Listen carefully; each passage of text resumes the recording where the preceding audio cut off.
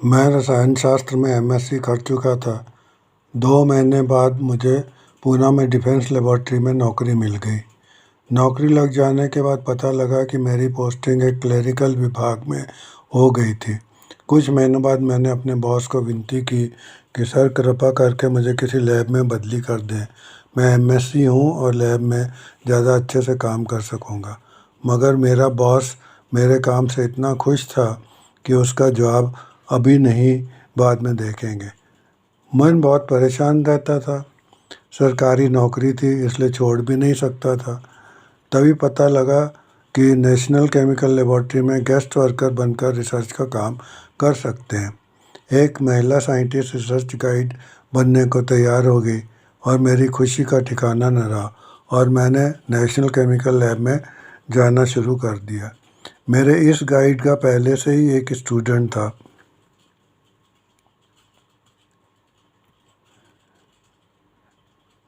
जिसका राकेश, जिसका experimental work ख़त्म हो चुका था और वह थीसिस लिख रहा था। इस कारण से मेरा उसके साथ मेल जोल काफ़ी बढ़ गया था।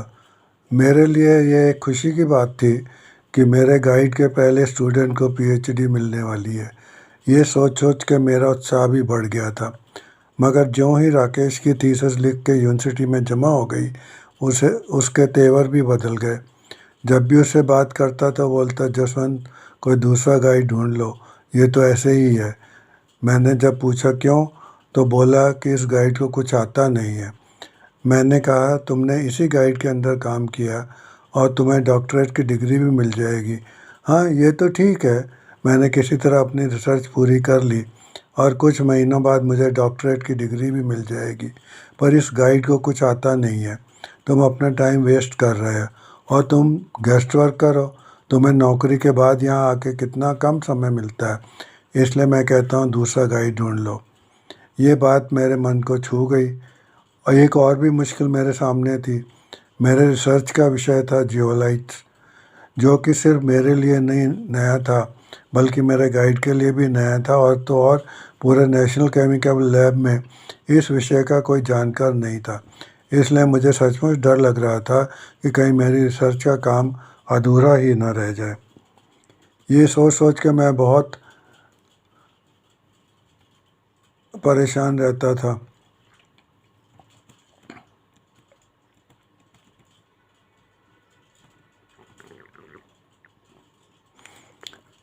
अच्छा होगा कि मैं अभी दूसरे साइंटिस्टों से पूछ लूँ।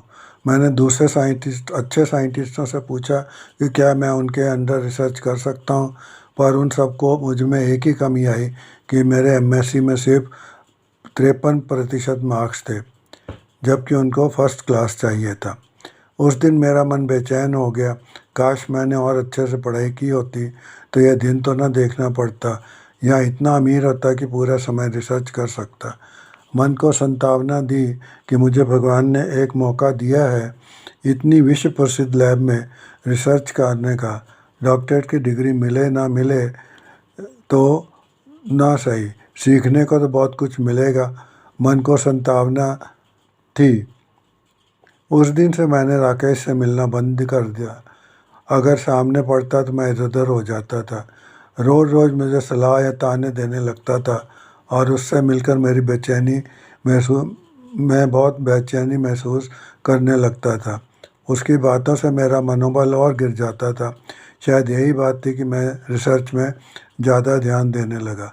अब मेरी रिसर्च दिनचर्या ऐसी रहती थी कि हर दिन मुझे कम से कम 18 घंटे काम करना पड़ता था। कोई छुट्टी का दिन नहीं था, फिर चाहे रविवार हो या त्यौहार हो।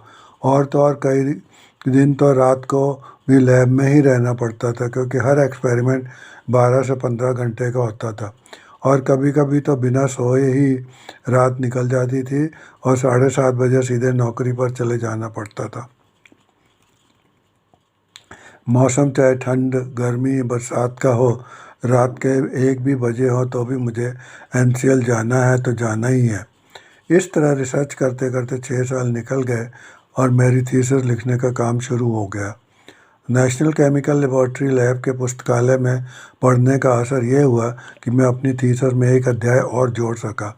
उन दिनों इलेक्ट्रॉनिक कैलकुलेटर नहीं होते थे। मैनुअल कैलकुलेटर होते थे।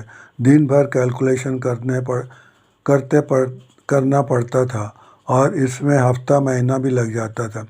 मेरी थीसिस का वह अध्याय तो मैंने इजी कैलकुलेशन से का तैयार किया था, जिसे पढ़कर मेरी गाइड भी हैरान रह गई थी और उसने अपने एक स्टूडेंट को मुझसे सब सीख लेने को कहा, जो कि मेरे लिए गर्व की बात थी। मेरी थीसिस दूसरे साइंटिस्ट को पढ़ने को दी गई। उनने थीसिस पढ़ने के बाद बोला, जसवंत, तुमने तो बहुत सारा काम किया और नए विषय के बावजूद भी इतना अच्छा काम किया कि रेगुलर स्टूडेंट भी इतना नहीं करते होंगे, जो कि एक गेस्ट वर्कर होकर तुमने कर दिखाया है। मेरी ज़िंदगी में इससे अच्छा कमेंट भला क्या हो सकता था। ये सच है कि जियोलाइट विषय पर काम करने वाला एनसीएल में मैं पहला ही व्यक्ति था और बाद में तो एनसीएल में जियोलाइट का एक पूरा विभाग ही खुल गया था। 1975 में मैंने पूना यूनिवर्सिटी में अपनी पीएचडी थीसिस जमा करा दी और 1976 में मुझे डॉक्टरेट की डिग्री भी मिल गई।